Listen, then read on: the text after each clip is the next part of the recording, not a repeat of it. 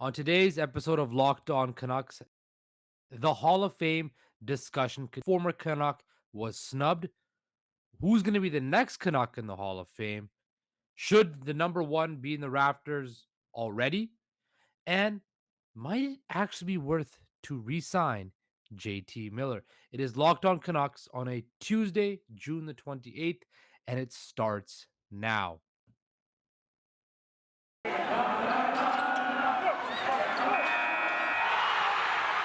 You're Locked On Canucks, your daily podcast on the Vancouver Canucks.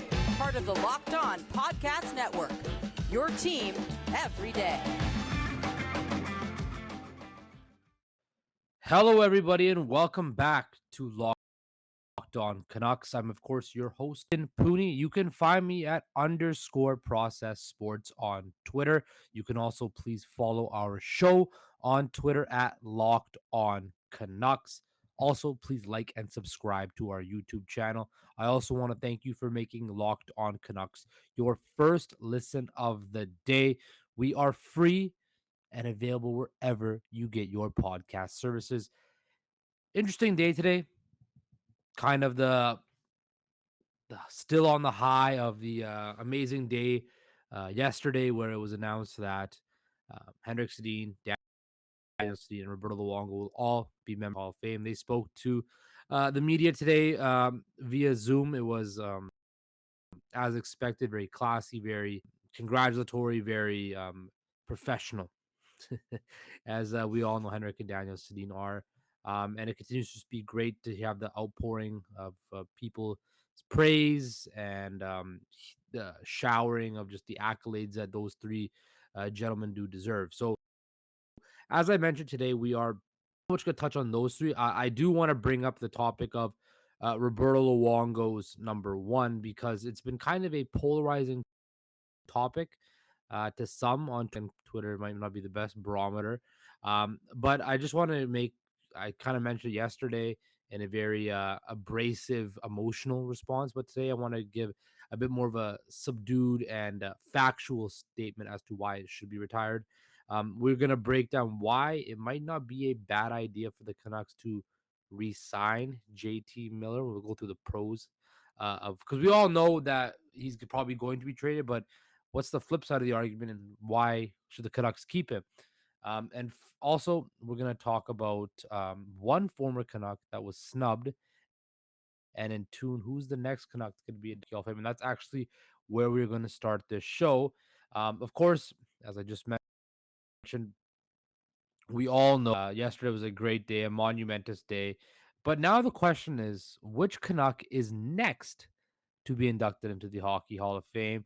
Um, the real question is, what classifies as a Canuck? Now, we can all admit that those three individuals that were inducted yesterday, although Roberto Luongo played in Florida, had two different stints, has his number already retired there. I think we could all can admit he had his greatest success and his greatest peaks of his career in Vancouver during that tenure while he was here, from 2006, 2007 to 2014. A decent amount of time of his career was in Vancouver. So Roberto Luongo is a Canuck, and of course Henrik and Daniel Sedin are the Canucks. So the question now begs to be asked: who's the next Canuck? Well, I'm sure we'll get into that in a minute, but there was a who played 312 games for Vancouver over parts of 5 seasons. That was Alexander Mogilny.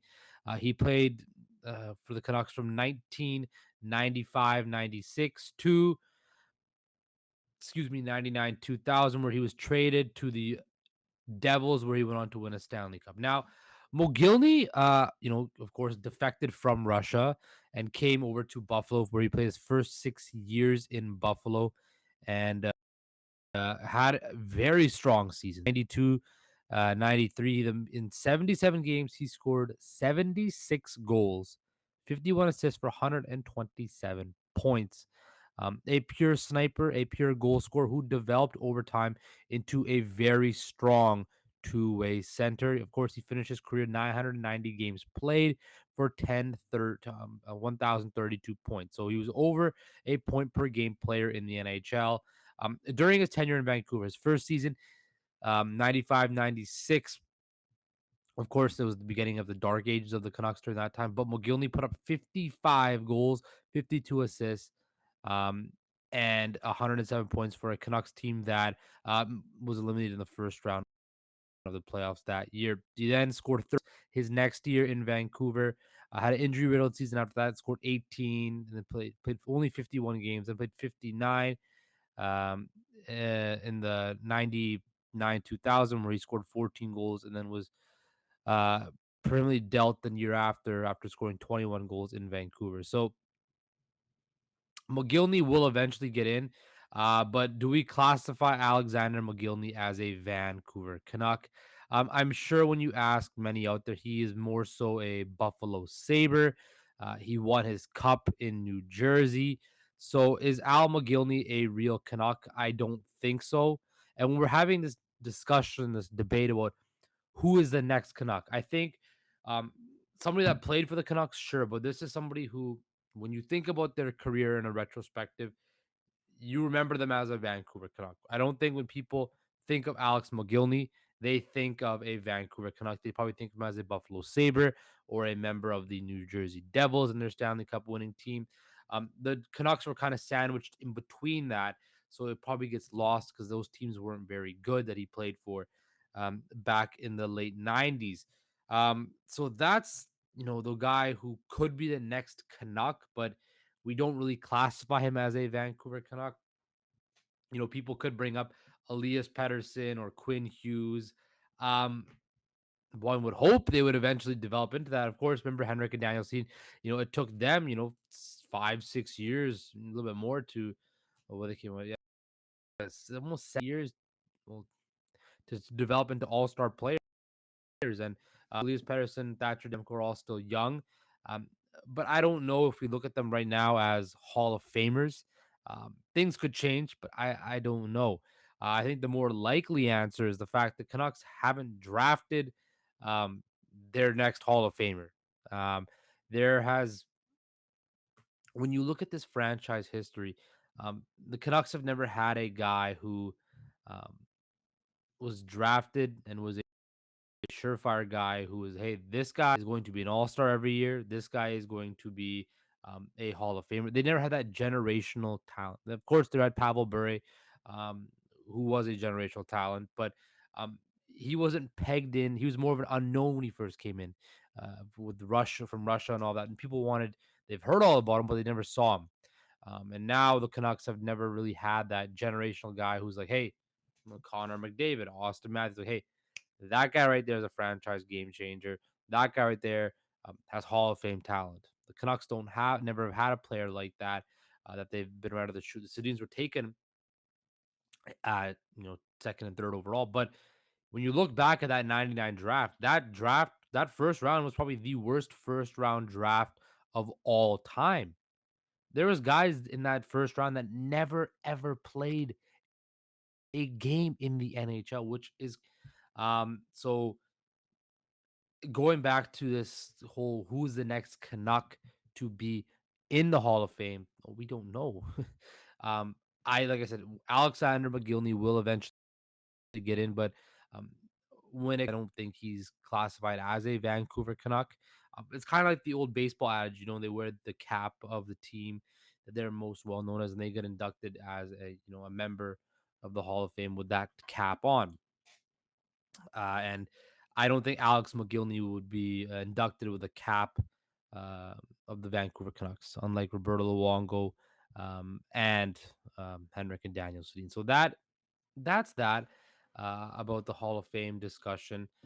Coming up after this first break, we're going to talk to you guys about JT Miller and his contract situation and how everybody assumes that he's going to be traded. But I'm going to give you the other side of the equation and what happens if they re-sign him and what are the pros of that. So stick around for that. But first, I want to talk to you guys about the wonderful people at Built. For the people who invented healthy and tasty comes the lasting gift for your taste buds. You've probably tried the amazing coconut brownie chunk Built Bar. But guess what? Your friends at Built have given coconut brownie chunks the puff treatment. That's right, the coconut brownie chunk Built Bar flavor you love in a deliciously chewy marshmallow covered in 100% real chocolate, excuse me, is now in a puff form. Stop drooling and listen. They're good for you, low calorie, low sugar, high protein, and delicious. Coconut brownie chunk puffs are only here for a limited time. Go to built.com to make sure you don't miss out. They're going fast because they taste amazing. All built bars are made with collagen protein, which your body absorbs more efficiently and provides tons of health benefits. Eat something that tastes good for you. The best part about built puffs is, of course, they taste amazing, but you can enjoy them guilt free because they're actually good for you.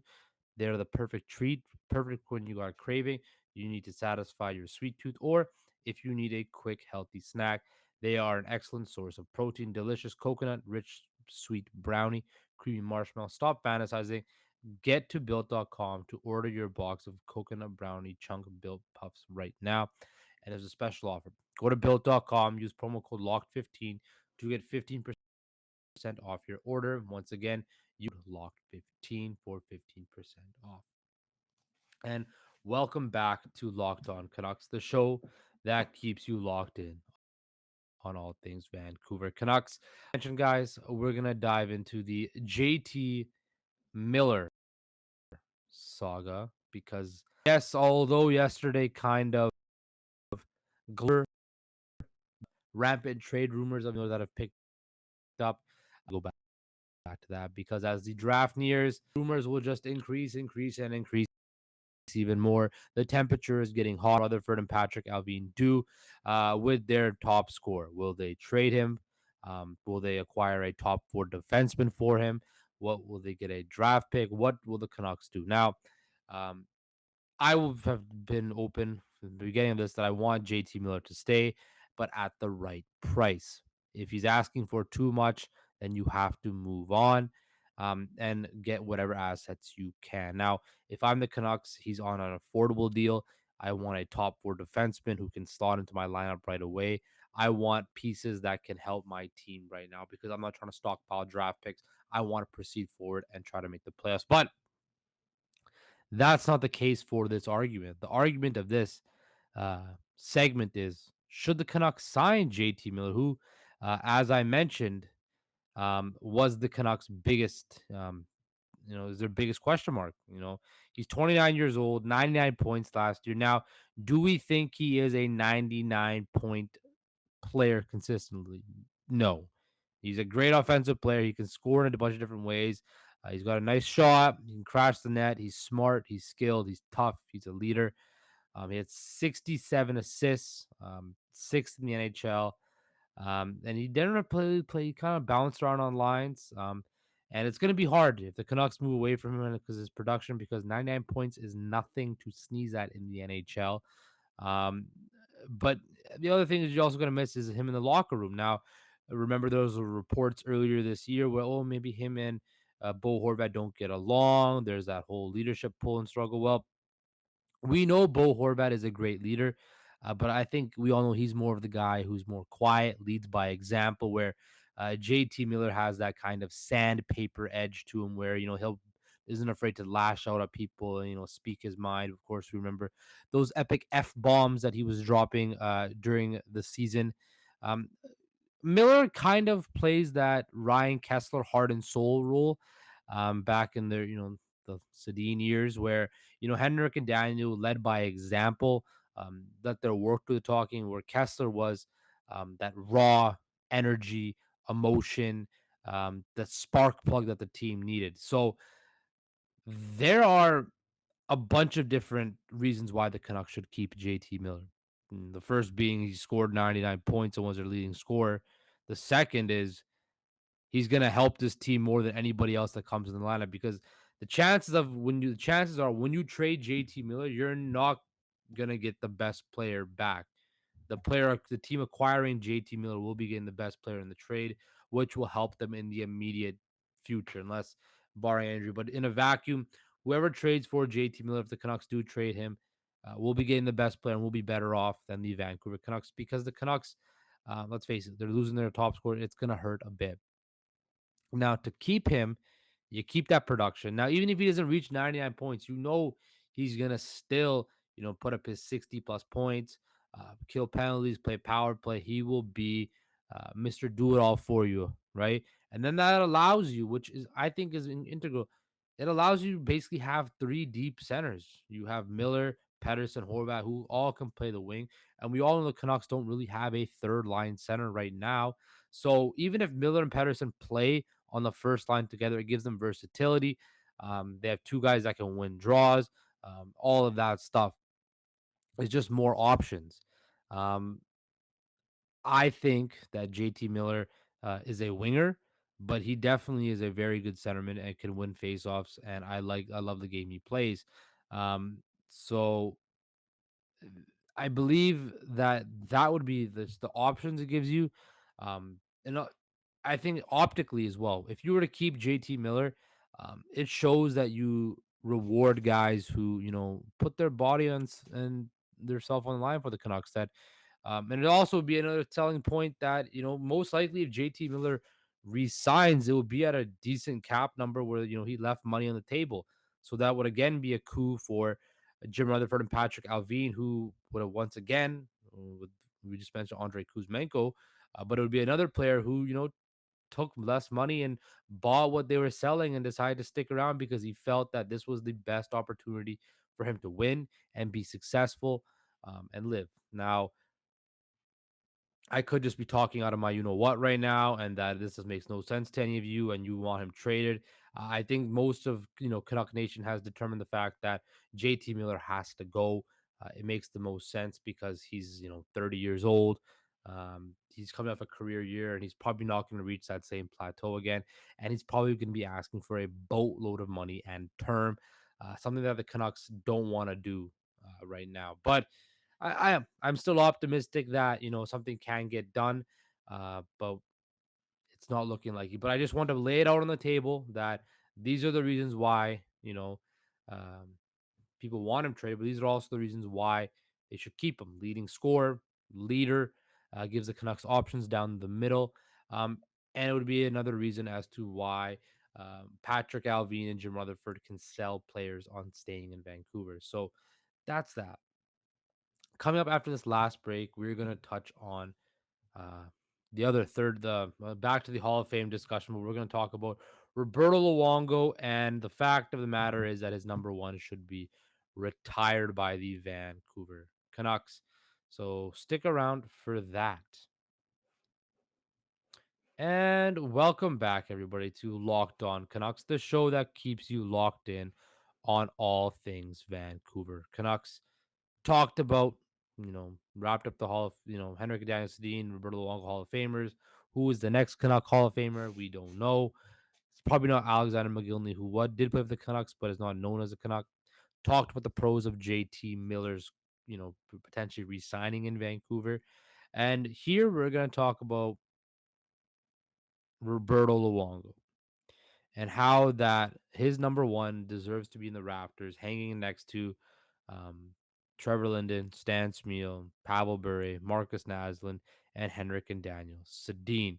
Um, it was announced, of course, he's a Hall of Famer.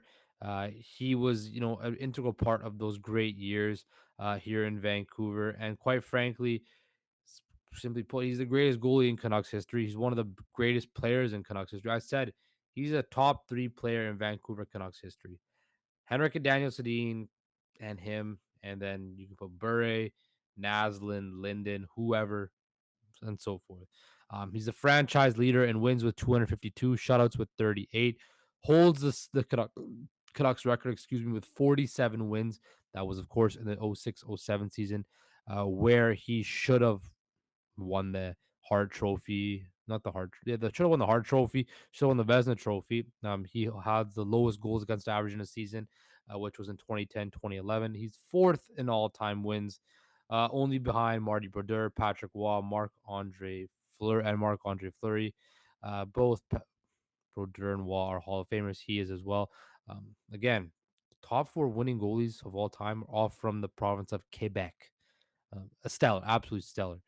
Um, Look, we all know, he didn't have some of the best playoff performances, but we all know he was the reason that one of the main reasons they were there in 2011.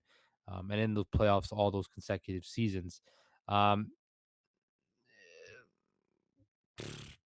people, I saw on Twitter that people are making the argument that Kirk McLean is a better goalie of all time in Canucks history. He played more games, but he's not. I don't think. I think those are just people that have revisionist history that just love to hold on to the '94 team, which I don't mean to bash and bang on, but let's face it, I think they kind of um, get over glorified too much in this city that they're just held to a higher standard. They lost as well. 2011 team lost, the '82 team lost, the '94 team lost. They all lost. No matter how you want to slice it, this or that, 2-0 series lead, doesn't matter. All three of those teams lost in Game Seven. Sorry, two of them lost in Game Seven of the Stanley Cup Finals. Um, one was closer than the other, but then you're just splitting hairs at that point.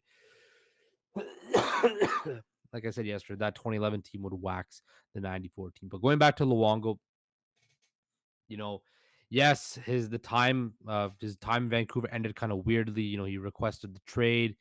Then the whole kid, my contract sucks. The Corey Schneider thing. Schneider, Luongo comes back. Then Eddie Lack starts playing, starts the Heritage Classic, and then Luongo back to Florida. Cap reacher penalty, came into effect in 2019 after he retired. It's over now, which is kind of ironic. When the cap recapture penalty ends, Roberto Luongo, um, you know, did it ends, but he played more seasons in Florida, but he's still the greatest Canucks goalie of all time.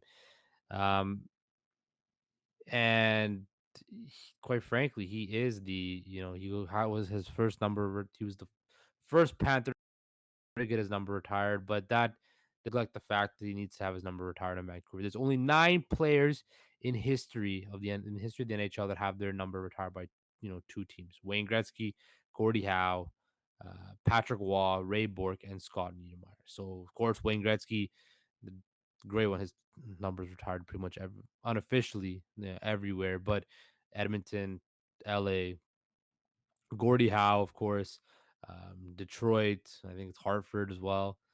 Ray Bourque, Boston and Colorado.